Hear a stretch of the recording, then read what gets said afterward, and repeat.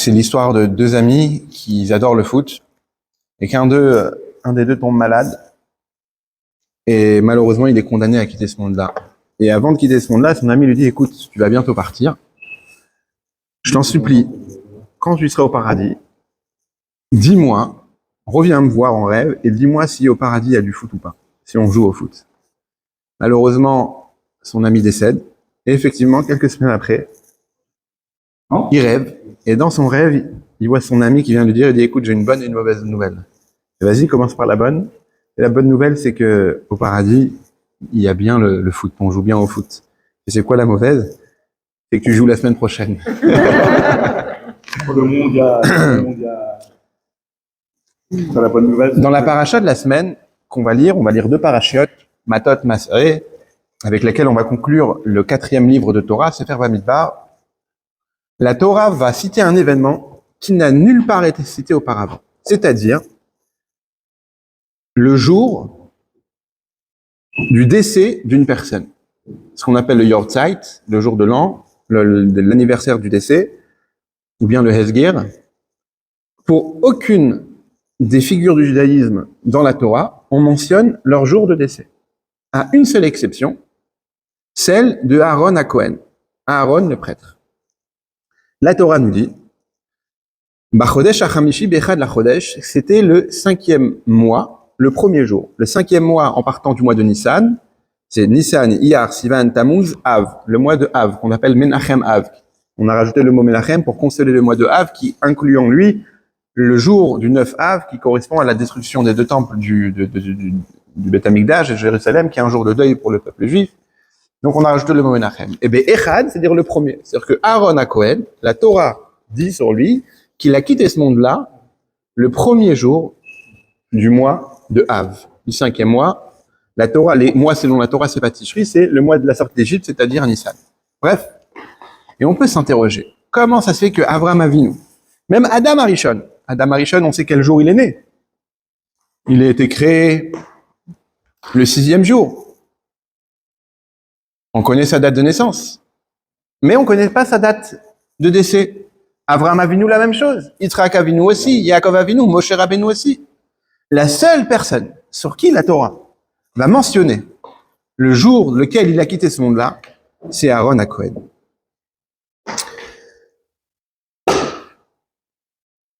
Et ça, c'est dans la paracha de Mas'é, donc la dernière paracha de Bamidbar. Or, c'est une répétition. Pourquoi c'est une répétition? Parce que dans la paracha de Roukat qu'on a lu, Roukat Balak, qu'on a lu il y a 2 semaines, là-bas, on raconte le départ de Aaron à Cohen. Et comment ça s'est passé? C'était à Hor Ahar, c'est l'endroit même.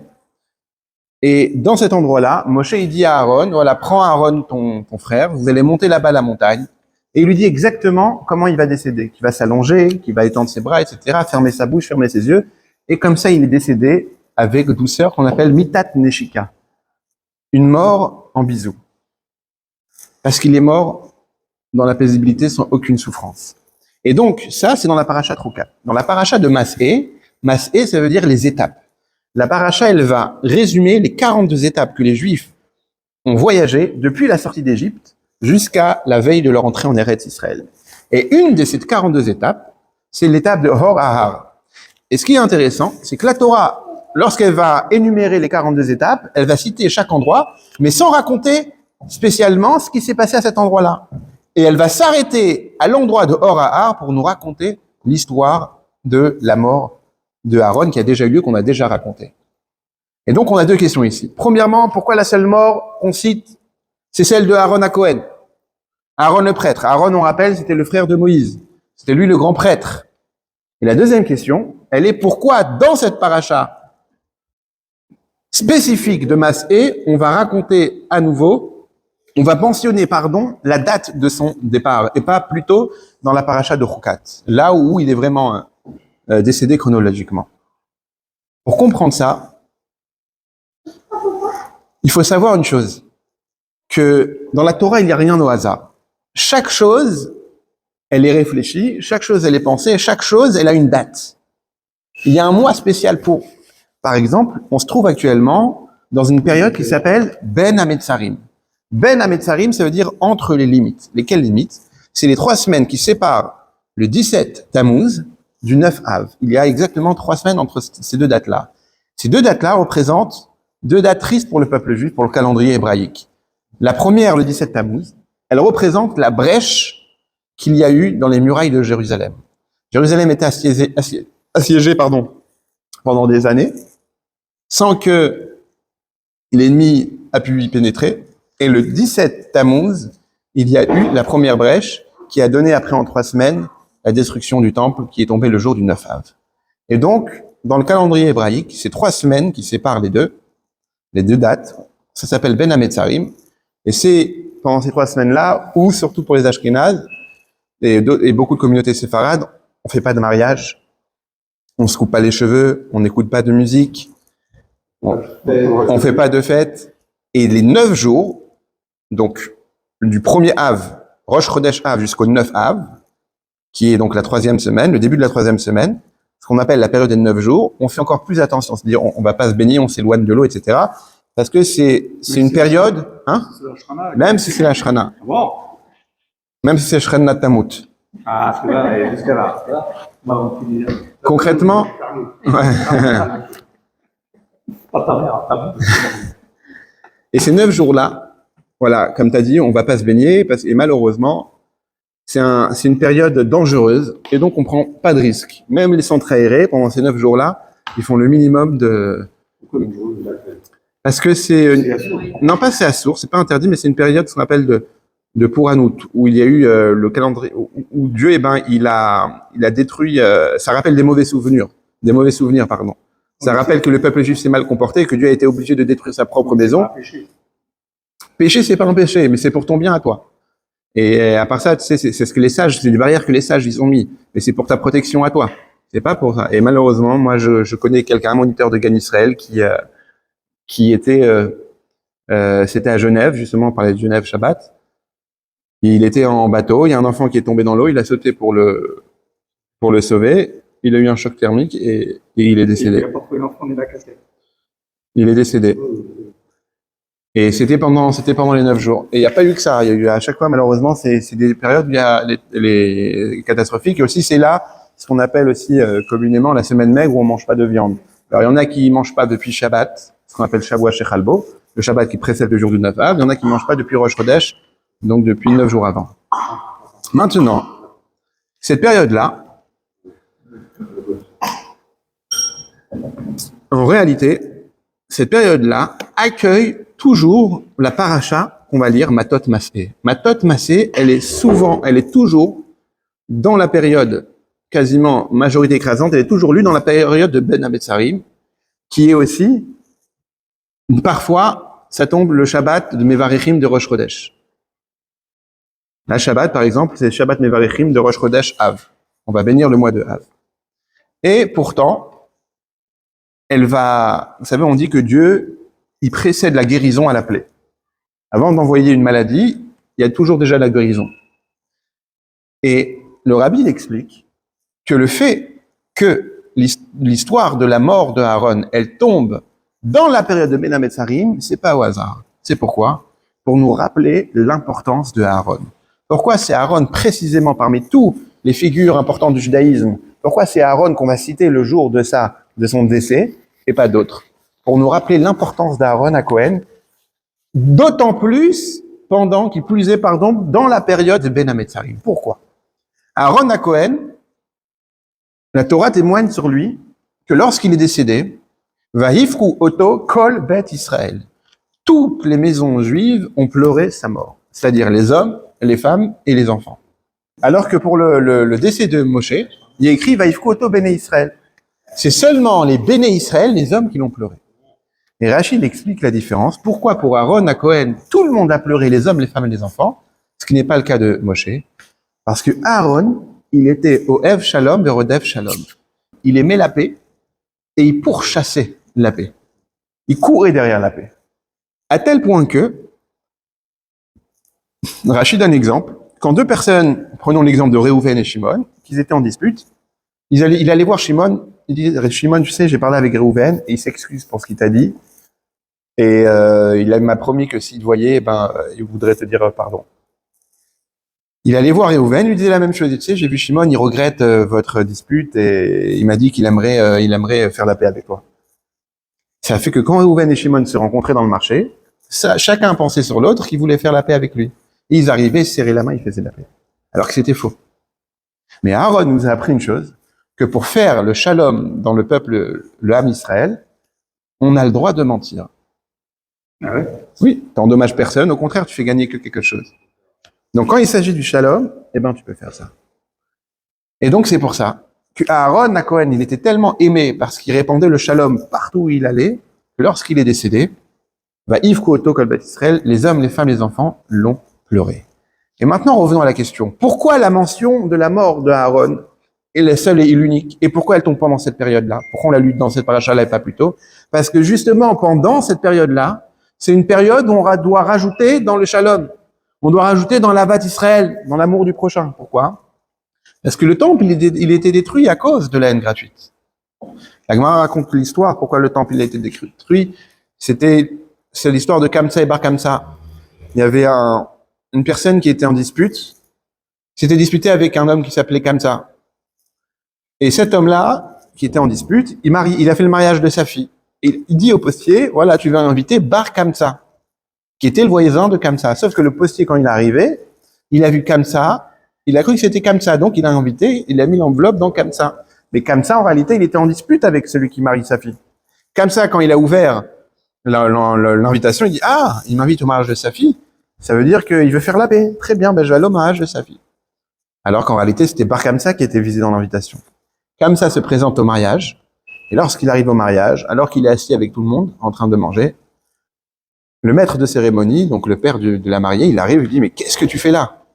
Il lui dit, mais j'ai reçu une invitation. Il dit, non, je t'ai pas invité. Si, j'ai reçu une invitation dans ma boîte aux lettres. Il dit, mais j'ai pas invité Kamsa, j'ai invité Bar Kamsa, c'est le postier qui s'est trompé. Et il lui dit, je te demande de te lever et de sortir. Imaginez-vous l'humiliation, imaginez-vous la gravité de la chose. Et Kamsa, il a tellement honte, il lui dit, écoute, je t'en supplie, tout le monde me regarde, c'est tellement malaisant. Si tu veux, je suis prêt à te rembourser je te paye la moitié de toutes les dépenses du mariage, mais laisse-moi, ne m'humilie pas à tel point.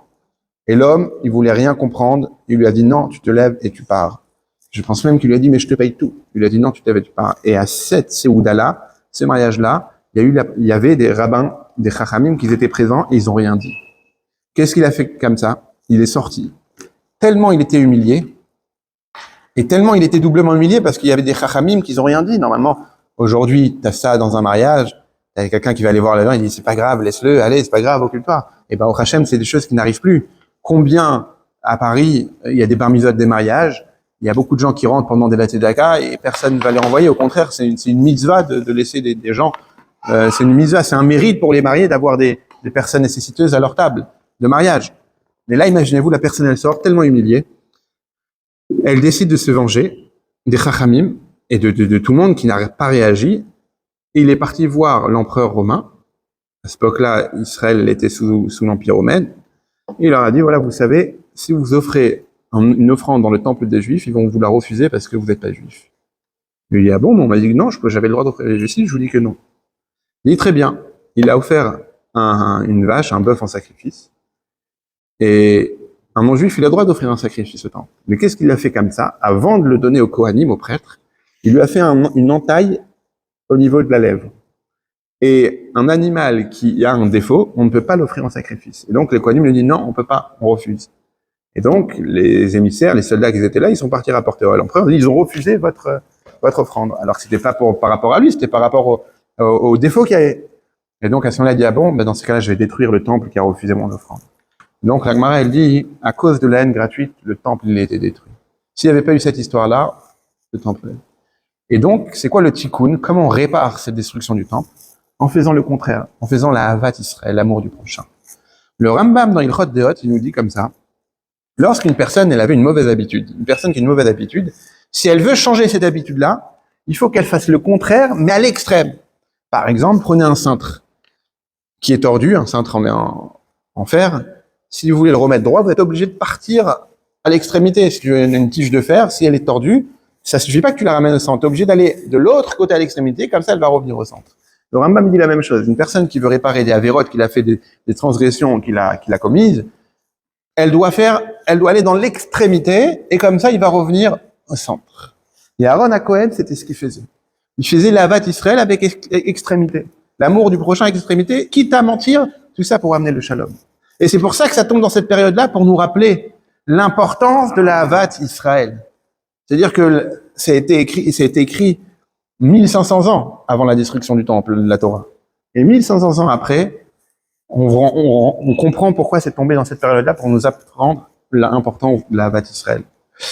Be'ashgacha pratique par providence divine, ce matin j'étais à une Brit Mila de mon neveu, donc le fils à mon beau-frère, ma belle-sœur, à la sœur de Esther. Et c'est un enfant, les parents ils sont partis en shlichut, c'est-à-dire en mission du rabbi, en Thaïlande. Ah bon. Et là-bas, ma belle-sœur était enceinte, et elle a accouché prématurément à 5 mois et demi. Ouais. Le bébé pesait 900 grammes. Et la vérité, pas beaucoup avaient espérance qu'il allait pouvoir tenir. Il était en couveuse, il était à l'hôpital américain de Bangkok. À l'hôpital américain, même c'est un hôpital américain, tous les docteurs c'était que des Thaïlandais. Et ils se sont battus. Et voilà, il était avec la machine respiratoire, sous couveuse pendant des mois. Et sa mère, ses parents, ils ont pas perdu espoir. Je vous raconte pas financièrement combien ça coûte cher. Là-bas, ils étaient obligés de marcher des heures parce qu'il n'y a même pas où c'est des bidonvilles là-bas à côté de l'hôpital. Donc c'était vraiment une épreuve très dure. Et Baruch Hashem, ils l'ont surmonté. Ils ont atterri avant Shabbat, ils ont fait la Brit Mila ce matin.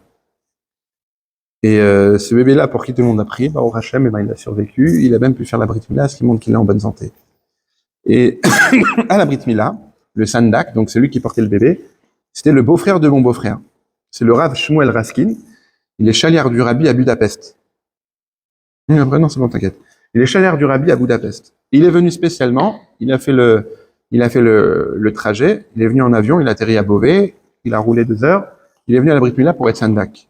Et il a dit, il avait été, moi j'étais même prêt à aller à Bangkok, donc ne dites pas, waouh, j'ai beaucoup voyagé, parce que pas voyager jusqu'en Thaïlande, c'est beaucoup moins marrant. Il est venu, et lui, il est là-bas, il a un bet rabat à Budapest, et il a eu beaucoup d'histoires. Il a raconté une histoire, qu'il y a 6 ans de cela, il a un ami à lui, qui s'appelle Rav Akiva Kamissar. Rav Akiva Kamissar, il est chaliard du Rabbi à Amsterdam. Il est pas juste. Il a un bet rabat à Amsterdam. Et un jour, le Rav Kamissar, il appelle le Rav Raskin de Budapest, il dit, est-ce que tu veux venir pour faire une conférence, pour faire un cours? Et il dit, d'accord, avec plaisir. Il lui paye le billet d'avion, je pense, ou bien c'est possible qu'il s'est invité tout seul. Il arrive là-bas, et le jour du cours, le Rav Kamissar lui dit, écoute Shmuel, je suis vraiment désolé, parce qu'aujourd'hui, c'est un jour de fête, un jour férié, ou je ne sais pas, un jour spécial à Amsterdam, et tous les gens sont pas là, tous les gens sont partis. Donc moi, je pensais qu'il allait y avoir beaucoup de monde ce soir. En général, quand on fait une conférence, il y a beaucoup de monde. Mais je te préviens, je suis vraiment désolé, ce soir, il y aura pas grand monde. Il dit, écoute, on est là. Il arrive au cours. Combien il y a de personnes? 200. Une seule personne. Ah ouais? Moi, je lui ai dit la vérité, quand tu fais un cours, mieux vaut qu'il y a 0 personne qu'une seule personne. Parce que quand il y a une seule personne, t'as un petit peu honte. Au moins, quand il y a personne, tu vois, personne peut savoir qu'il y a personne. Et lui, lui, il est là face à cet homme-là. Et l'homme lui dit, écoute, je suis vraiment désolé. Je vais pas pouvoir t'écouter ce soir.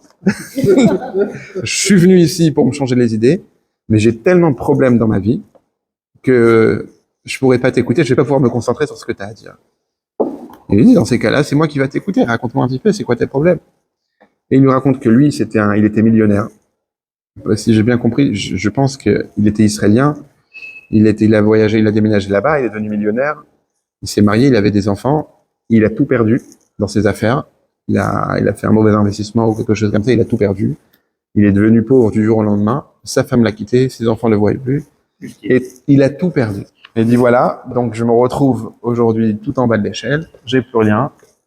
Et concrètement, voilà, j'avais besoin de me changer les idées, j'ai vu qu'il y avait une conférence, j'ai dit que ça allait me faire du bien de sortir, donc je suis là ce soir. Alors Raskin, il est en face de lui, il dit écoute, moi aussi, j'étais venu pour faire une grande conférence devant 200, 300 personnes, il n'y a que toi ce soir, tu me racontes ton histoire. Laisse-moi te dire, moi, qu'est-ce que je peux t'apporter? Moi, ce que je te propose, c'est est-ce que déjà tu mets les téfilines tous les jours? Il lui dit non, je mets pas les téfilines tous les jours. Il dit voilà, moi je te propose quand on a des problèmes, c'est bien de se renforcer dans le judaïsme. Prends sur toi de mettre les téphilines tous les jours. Écoute, je te promets rien, c'est compliqué pour moi, la vérité, je crois pas trop, mais merci beaucoup de ton conseil. Comme ça, il termine la discussion. Chacun retourne dans son chemin-là. 6 ans se sont écoulés, et le Rav Kamissar rencontre le Rav Raskin, il y a quelques mois de cela. Et il lui dit, tu te rappelles la dernière fois où je t'ai fait venir pour la conférence? Il lui répond, il dit, écoute, il y a des conférences qu'on n'oublie jamais. Tu m'as fait venir pour 200 personnes, je me retrouve avec une personne, bien sûr que je me rappelle. Il dit, ben, sache que j'ai revu cette personne-là, et il m'a dit, il est venu me voir spécialement, me dire, Rabbi, je suis venu te voir pour te dire que depuis que j'ai commencé à mettre les téphilines tous les jours, grâce à Dieu, j'ai remonté toute la pente. Le business, il a refleuri à nouveau. J'ai gagné beaucoup d'argent, je suis dans une très bonne situation. Je me suis remarié, j'ai eu des enfants. Je tenais à te le dire, parce que c'était dans ton Beit Rabad, que quelqu'un m'avait conseillé, un rab m'avait conseillé de mettre les téphilines, donc j'ai mis les téphilines. Et depuis, tout est allé en s'améliorant. Alors, c'est une très belle histoire que j'ai entendue ce matin, du Balama c'est même. Est-ce que mettre les téphilines, ça va amener la tzlacha à tout le monde? Forcément, mais la tzlacha, c'est pas parfois ce qu'on voit. Vous savez, c'est comme l'histoire de la femme qui dit à son mari, elle dit, regarde notre voisin, tous les jours, il étend son linge, et tous les jours, le linge qu'il étend, il est sale. Mais il est pas bien, ce voisin-là, il étend du linge sale tous les jours, pourquoi il fait ça? Le lendemain, la même chose, comme ça. Et un jour, elle arrive, elle dit à son mari, oh, miracle, le voisin, il est tendu du linge ce matin, mais il était tout tellement propre. Il va lui demander comment ça se fait qu'aujourd'hui c'était propre. Son mari lui dit, mais non, pas du tout, c'est juste moi qui ai nettoyé le carreau de la maison. C'est-à-dire que parfois, nous n'avons pas les bonnes lunettes. La perception, c'est nous Dieu, il n'envoie que du bien, mais c'est nous qui avons pas les bonnes lunettes. Cette histoire-là, elle vient nous apprendre, déjà, la Avat Israël, l'amour du prochain. Et le Rabbi, il a demandé que pendant la période des Ben Hametzarim, pas seulement dans cette période-là, on rajoute dans la Avat Israël, l'amour du prochain, le Rabbi, il en a fait son étendard. Il a envoyé tous ses chassidim dans le monde entier pour aller justement, à travers l'amour du prochain, rapprocher tout le monde. Que ce soit spirituellement et matériellement, s'il faut. Mais pendant cette période-là, il faut en rajouter davantage. Et aussi, le Rabbi a demandé qu'on étudie les lois du Beth Amikdash. Parce que le fait d'étudier quelque chose, c'est qu'on se prépare à accueillir le 3e Beth Amikdash avec la rédemption, avec la délivrance, avec la Géoula finale. Et donc, quand on étudie quelque chose, on est prêt. Quand on est prêt, la chose, elle arrive. C'est comme cet enfant-là qui voulait une pomme, et que son père lui dit non, je te donne pas la pomme. Qu'est-ce qu'il a fait, l'enfant? Il a fait la bracha, Baruch ata Hashem Elokeinu melech haolam borei peri ha'etz. Et comme il a fait la bracha, et qu'on n'a pas le droit de faire une bracha en vain, le père, il n'avait pas le choix de lui donner la pomme. Sinon, son fils, hein? J'appelle ça mon fils. sinon, il allait transgresser. Est-ce que tu en as besoin? C'est ça la vraie question. Toujours, on a besoin d'argent. J'ai un ami à moi, on s'était vu au séminaire l'année dernière dans les Alpes. C'est un ami de la Yeshiva. Et il m'a dit, voilà, ça va très très mal. Je me dis, comment ça va la Parnassa? Ouais, ça va très très mal et tout. C'est vraiment catastrophique. Et là, on a rediscuté par téléphone la semaine dernière. Mais je lui ai dit, alors, comment ça va par Parnassa? Il m'a dit, tu vois, quand on s'était vu en août, c'était catastrophique. Ben, c'est rien par rapport à ce que c'est aujourd'hui. Je lui dis la vérité, je vais te dire une chose. Je pense pas que ça va aller en s'améliorant. Mais ce qui va, oui, s'améliorer, c'est que toi, tu vas mieux vivre la chose. C'est pas l'argent qui change, mais tu vas t'adapter, tu vas être moins stressé. C'est comme le Rav Kounin. Il a construit plus de 300 Bate Chabad. Quel 300? Peut-être 400 dans toute la Californie. À chaque fois qu'il avait un problème, que la banque l'appelait, paf, il ouvrait, il achetait un Bate Chabad. Il est arrivé jusqu'à avoir 18 millions de dollars de dettes. Mais 18 millions de dollars de dettes dans les années 60, 70, c'est comme si aujourd'hui vous dites 50 millions, voire plus, de dollars. Et il disait comme ça, lorsque tu dois 1 million de dollars à la banque, tu dors pas de la nuit. Par contre, quand tu dois 18 millions de dollars à la banque, toi, tu dors très bien. C'est le banquier qui dort plus. Ouais. Il y a un sondage comme ça, un monsieur qui lui donne toujours donner de l'argent. Je ne comprends pas, depuis des années, vous me donnez de l'argent et plus ça va et moins vous me donnez. Avant, c'était 10 euros à la semaine. Maintenant, après, c'était 5 et maintenant, c'est 2. Je dis, bah, c'est simple. Avant, j'étais célibataire, donc je te donnais 10 euros, c'est vrai. Après, je me suis marié, donc je te donnais 5 euros. Après, bah, j'ai commencé à avoir des enfants, donc je te donne 2 euros. Attends, tu es en train de m'expliquer que tu nourris ta famille grâce à moi. Tu nourris ta famille sur mon dos. Je suis bien content que tu sois marié, ok, mais pourquoi c'est sur mon dos? Bref. En tous les cas, tout ça pour nous dire que pendant la période de Ben Hametzarim, on étudie les lois du Beth Amikdash. Et ça tombe bien parce que dans la paracha, on parle de Aaron. Aaron, c'était le grand prêtre du Beth Amikdash, du Mishkan. Et donc, une des lois du Beth Amikdash, c'était quoi? Vous savez, on en a parlé Shabbat, les louchot, les tables de la loi, ils étaient entreposés dans ce qu'on appelle l'arche sainte. Aaron Abrit. Ce qu'on peut appeler l'armoire de l'alliance. Dedans, il y avait, c'était l'arche sainte, il y avait les louchot, et il y avait aussi un Sefer Torah.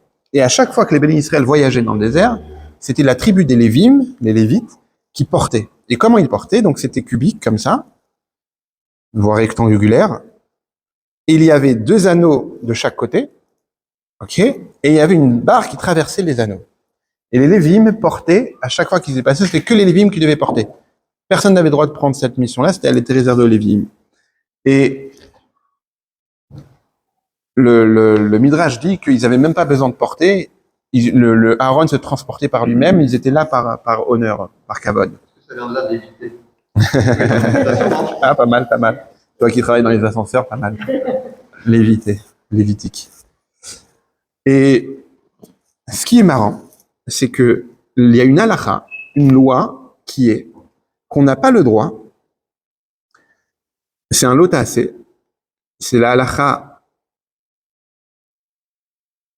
96, la mitzvah négative numéro 96, qu'on n'a pas le droit de retirer les bâtons des anneaux du Aaron. Lorsqu'on le posait dans le Saint des Saints, il y avait là-bas la menorah, l'armoire des lechem apanim, l'armoire où on faisait le pain. Et celle du pain, elle avait aussi le même système des anneaux, sauf qu'on les enlevait. Mais le Aaron Abrit, l'arche sainte, il y a une halakha, une loi qui est basée sur ce qui est écrit dans Sefer Shemot, qu'on n'a pas le droit de retirer le bâton. Et pendant 250 ans, quand les Juifs sont arrivés en Israël, ils sont arrivés à Yerushalayim, qu'ils ont construit finalement là-bas, après Mikdash Shiloh, ils ont construit le Beth Amikdash. Pendant 250 ans, le Aaron Abrit, il était là-bas avec les anneaux. Et c'est seulement avant la destruction du temple que le roi Yoshiyahu, il a pris l'arche sainte et il l'a cachée, enfouie dans la terre. Elle est là-bas jusqu'à aujourd'hui, on ne sait pas où exactement, mais le roi Yoshiyahu, il l'a cachée. Et la question qu'on se pose, c'est pourquoi il y avait besoin de garder les bâtons. Il est resté là-bas pendant 250 ans, c'est bon, tu peux enlever. C'est interdit. Une halakha, on n'a pas le droit de le retirer. Il y a un sefer, un livre, un rabbi qui a écrit un livre qui s'appelle Sefer Achinour. Et là-bas, il explique, il donne une raison. Pourquoi? Pour que si jamais il y a une urgence, une alerte, ou une attaque sur le Beth Amikdash, et qu'il faut prendre la fuite, il n'y aura pas besoin d'aller chercher les bâtons, ils seront déjà prêts. On prend et on part. C'est le pirouche que le Sefer Achinour donne. Mais cette explication-là, elle dérange. Et le rabbi dit, elle est problématique, cette explication-là. Pourquoi? Parce que tu es en train de garder le Aaron Abrit qui est censé te rassurer, censé te donner de la confiance en Dieu. Tu dis, on garde les bâtons, parce que si jamais il y a des ennemis, il y a une alerte, etc., on peut sauver. Rien qu'au niveau éducatif, déjà. De dire, voilà, on est toujours sur la lettre, sur le qui-vive. Tu vas me dire, c'est peut-être pour ça qu'il y en a beaucoup qui sont pessimistes. Mais tu peux pas dire que c'est problématique. C'est incompréhensible de dire, voilà, on met ça, comme ça, si jamais il faut se sauver, on est prêt à se sauver. C'est-à-dire, tu construis une maison avec les khatrilas, c'est-à-dire, a priori, se dire, on l'a construit de manière qu'elle peut être détruite. C'est un problème d'optique. Le rabbi donne une autre raison. Le rabbi explique, en réalité, il y avait quoi dans l'Arche Sainte, dans le Aaron Abrit? Il y avait les tables de la loi et le Sefer Torah que Moshe il a écrit. Pourquoi la Torah nous demande de toujours avoir les bâtons? Pour être transporté rapidement, facilement. Mais avant de parler du rapidement, il y a d'abord le mot transporter. Les bâtons sont là pour transporter. Et ça vient nous apprendre que la Torah, elle doit pas rester à son endroit. Dieu nous a donné la Torah, c'est pour qu'elle soit constamment transportée, diffusée, déplacée, qu'on doit constamment la transmettre à l'autre. Pas je la garde. Elle est dans l'endroit, je la garde et je la diffuse pas autour de moi. Non, au contraire, la Torah, pourquoi il y a un interdit d'enlever les bâtons? Parce que la Torah, elle doit être toujours prête à bouger. Elle doit pas stagner. Et c'est ça aussi, c'est ça l'enseignement qu'on apprend de cette halakha-là, et en particulier pendant cette période-là de Ben Hametzarim. Ha'avat Israël, l'amour du prochain, c'est pas seulement matériellement, à travers la tzedaka, la charité ou de l'aide, mais c'est aussi spirituellement. Savoir venir en aide à son prochain de manière spirituelle. Et ça, c'est le message de ce Aaron Abrit, qui avait constamment les bateaux qu'on n'avait pas le droit d'enlever, pour nous dire que la Torah, elle doit être toujours en mouvement, toujours en activité. On a la Torah, on la garde pas pour nous, on doit la transmettre, on doit aider les autres avec. Ça, c'est la raison pour laquelle. Et que Dieu fasse qu'à travers ça, à travers l'amplification de l'amour du prochain, on va mériter de voir le Beth Amikdash Ashlishi reconstruit très prochainement. Amen.